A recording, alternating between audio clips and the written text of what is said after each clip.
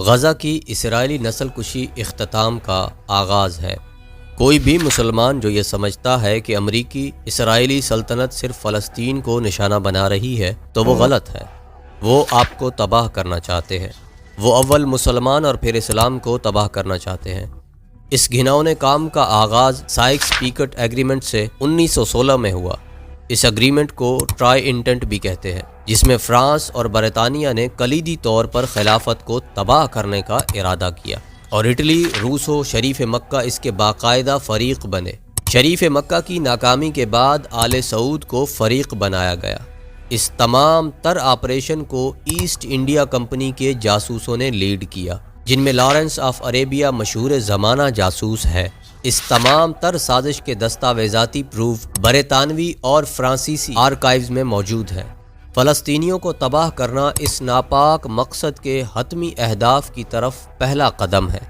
فلسطینیوں کا زندہ وجود امریکہ اسرائیل کے بڑے ہدف کے حصول کو روکتا ہے۔ امریکی اسرائیلی سلطنت کے منصوبہ کا اگلا مرحلہ خلیج میں بتدریج صہیونی استعمار ہے۔ صہیونی اشرافیہ کو دبئی اور نیوم میں آباد کیا جا رہا ہے۔ یہاں یاد رکھا جائے کہ 1916 کے بعد عقبہ ہی پہلا شہر تھا جو صہیونیت نے بغاوت کروا کے خلافت عثمانیہ سے چھینا تھا، اور نیوم اسی خلیج عقبہ میں ہی پہلا صہیونی شہر بسایا جا رہا ہے، جو مستقبل میں صہیونی مشرق وسطیٰ کا دارالخلافہ ہوگا، جس کو تل ابیب سے ڈکٹیٹ اور آپریٹ کیا جائے گا۔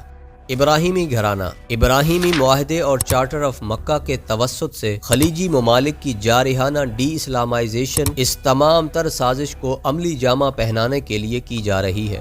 ممکنہ طور پر منصوبہ یہ ہے کہ صہیونیوں کو خلیج کی نئی حکمران اشرافیہ کا حصہ بنایا جائے، جن کے مفادات بنیادی طور پر مسلم دنیا سے متصادم ہیں، اور یہ بھی واضح رہے کہ فلسطین میں صہیونی اسرائیلی آبادی میں انتہائی تیزی سے اضافہ ہو رہا ہے۔ اس آبادی میں اضافے کا تناسب کسی بھی ترقی یافتہ ملک کی آبادی میں اضافے کے تناسب سے بہت زیادہ ہے، جبکہ ان کے پاس زمین کافی نہیں ہے۔